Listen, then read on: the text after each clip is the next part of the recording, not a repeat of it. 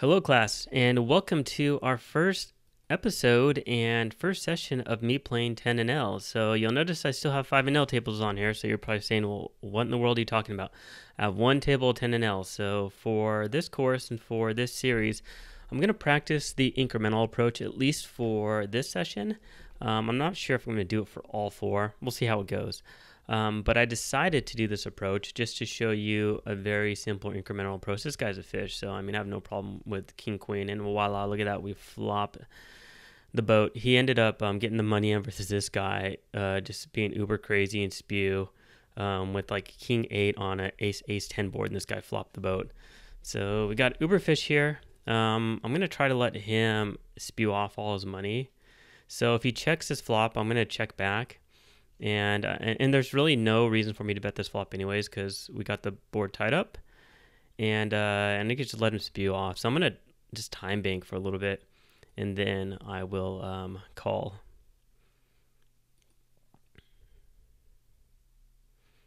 All right, let's call, and let him just stick his money in and say thank you, sir. And let's check back again. There's so much money in the pot, we can just let him spew in all of his chips if he wants to. And we got the ladies down here, and snap call, and he gets lucky on the river and we chop. That's like the worst result in the world.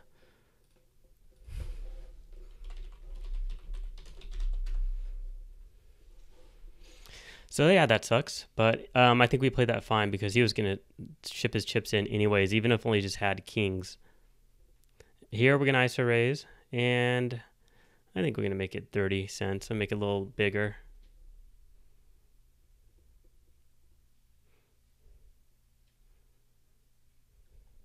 And this is what I'm talking about. This guy's just crazy.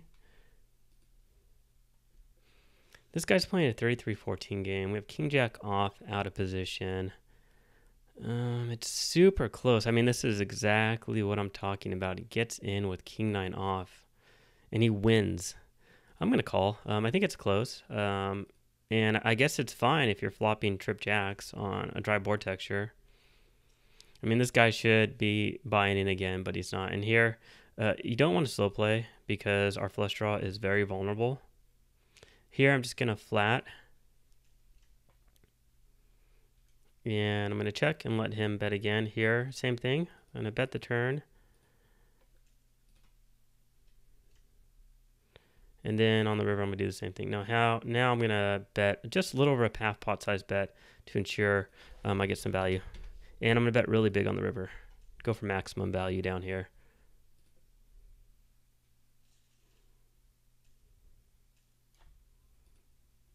So the session looks like it's going pretty well. Well, I can't really complain about this anyways because I ended up chopping, but you know what, I should have won that pot. It should be up a lot higher, but let's take a look at the graph. So let's refresh it, and I was up here. I think we started the session around here, and I jumped up, and then I lost a couple big pots, and I'll talk about those in a second, and then lost some, and then boom, right back up to I'm up $60. So things are going pretty well overall. This opponent, he's only folding to, I don't have a very big sample size, but he's folding to 1 to 3 c-bet, so we're not going to bluff against him. I'm only going to send my bluff if I have really good equity. And a7 off, just going to hit the fold button ahead of time. So on this table down here, this guy was super short stacked earlier, and this guy over here was super short stacked as well. And I had big slick suited. He raised, I 3-bet. This guy shoved for like, I don't know, like just under 30 big blinds total. And he called, and I called, and he had pocket 9s. He had jack 10, and he ended up flopping the boat with like 9, 10, 10 or something. And then up here, this guy's just an uber fish. So, he's actually, I'm going to call him a whale because he's so bad. Again, versus, I'm not going to bluff. If I had the ace of clubs, different story. But since I don't, I'm going to check because I don't have the king or the ace of clubs. So it's not really that amazing of a draw. So I don't mind just check folding on this board texture. Our equity isn't that great. But up here, so I raised these two opponents limped. I ISO raised with ace 10 suited. This guy 3-bet. It's a new opponent. It's not this person. The person that was on there left. And this guy called, and this guy called. So I obviously call for implied odds with ace 10. And I ended up flopping the nut flush draw with an overcard. The original raiser, the 3-better, checks. This opponent checks. This guy bets a pot size bet. And I only had like four. I think he bet like $2. He bet a pot size bet. So I just jammed all in with my 12% equity, assuming he was trying to protect top pair, which is a pair of queens. And he had queen 8 suited in a 3-bet pot. And that just tells you everything right there.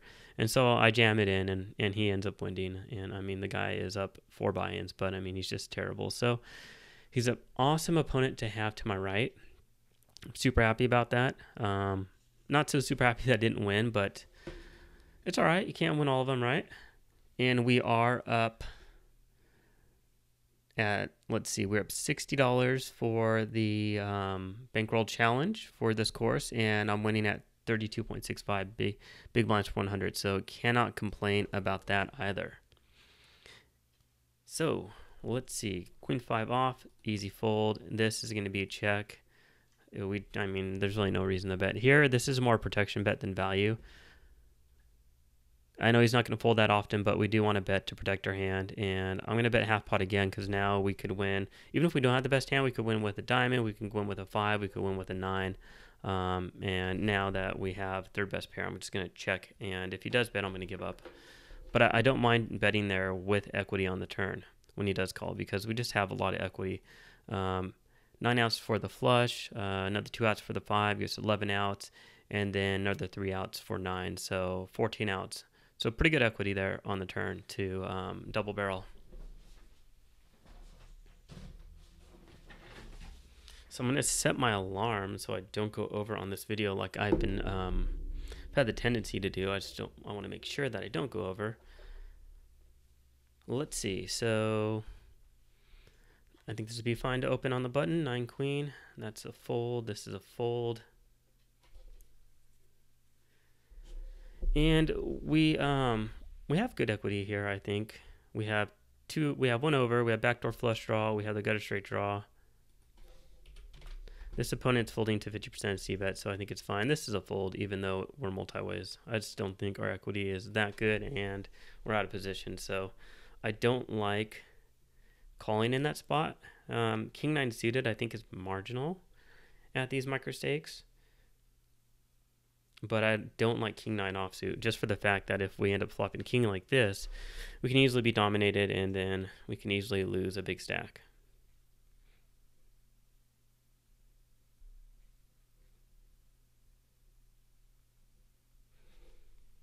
All right, let's see what action we can get going. So I haven't tagged anybody yet, but I guess I can start going through and tagging people. So player 1 here is playing a 46-31. I'm going to mark him as aggro. We have a 22-11, which is a nit. Player 3 looks to be a fish, playing a 44-11 game.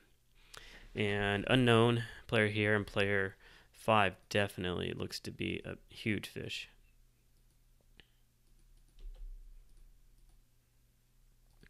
And Jack 10 off is a fold. Jack 10 suited would be a call, just because his opponents both look pretty bad. And this table we have a nit. This guy is a 31-26. I'm going to mark him as aggro for player 5, just because he doesn't have a full stack and he looks to be playing somewhat aggressive. These two opponents are fish. So player 6 and player 1 are both at fish.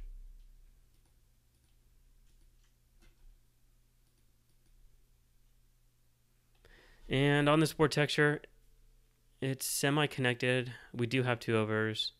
I am going to check the flop because I don't know anything about this opponent yet. So I'll just play a little more conservative route against him.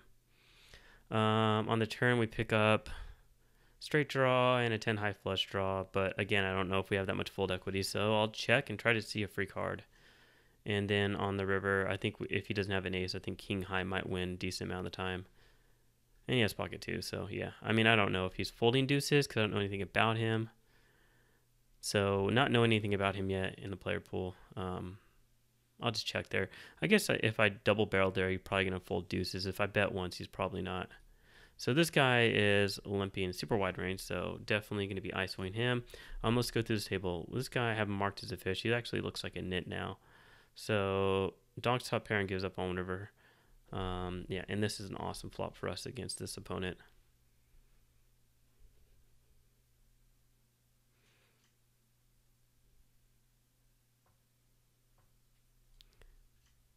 Player 5. So actually I'm going to mark, and I'm not even going to mess around with betting small versus him, just because I know that he doesn't like to fold. And that's the reason. And I'm just going to bet pot on the turn too. And we're just going to go all in. And we're going to double up unless he has some reason he has a set. And he has queen king. And we take it down. So yeah, I mean, playing purely exploitative poker versus him, he's unable to lay down a pair. I mean, he got the money in with top pair queens with an 8 kicker, so he's going to do the same here with queen king. Okay, so let's get back to this. Player 4, I'm going to make sure he's remarked as yellow. King 10, I think this guy looks like to be a nit, so I think it's a fold. And player 5 on this table is a fish. This player looks to be a fish as well. 4-7 cannot defend. It's just too weak. And player 2 is a fish as well. And this guy, a 27-10, I don't know, he looks to be somewhere between loose passive and nitty. So I'm not going to tag him yet just because he has a deeper stack. I don't know that much yet. Jack king off, I think under the gun it's a fold. I don't think it's that strong. Jack 9 offsuit. This guy is folding to 50% of steals. I think it's fine equity wise. It heads up versus him. And then on this flop, we end up flopping top pair. Wet board texture. So I think we're going to get lots of calls from tons of draws. I'm going to show him my top pair. Just show him I'm not fooling around. Sometimes I like to show the fish that I'm not full of crap. That time I can get away, if there's somebody else in the table that's super sticky, then it allows me to get away with some bluffs when I do stuff like that.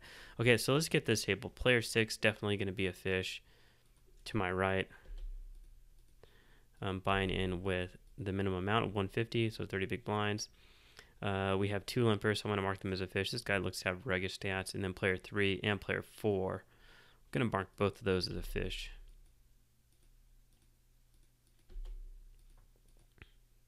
So I haven't had much going on up here since I started the video, but unfortunately I didn't get to see the hands earlier. This would be interesting. This guy's got the flush, and what does this guy spew off his chips with? Let's take a look.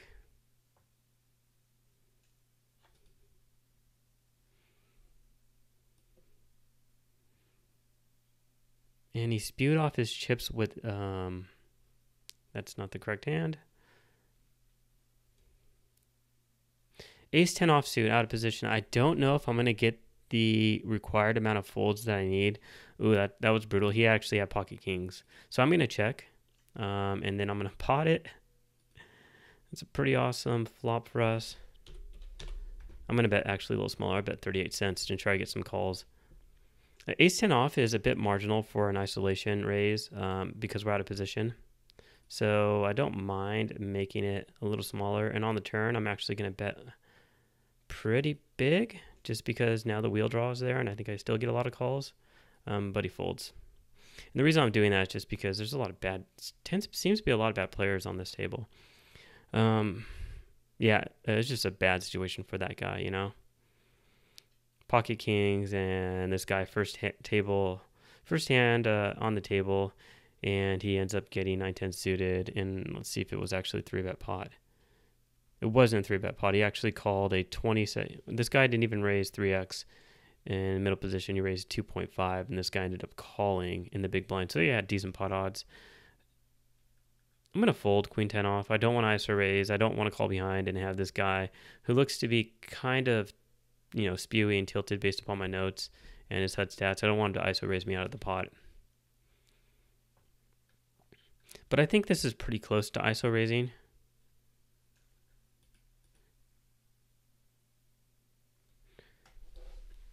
but I don't think it's mandatory, however. And if we did ISO raise and we got heads up versus player 3, then I think the flop is a perfectly fine c-bet just because we have middle pair with the straight draw. So I think it's perfectly fine to bet that flop.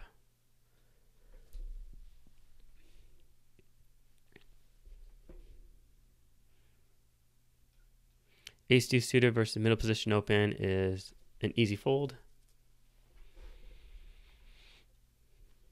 And ace nine off will be an open over here. So we are at 15 minutes. So I am going to fold this to this raise. So I think this is a perfect time to end this video. So let me go ahead and save this video, and I'll be back with part 2 of this new session, starting playing some 10NL.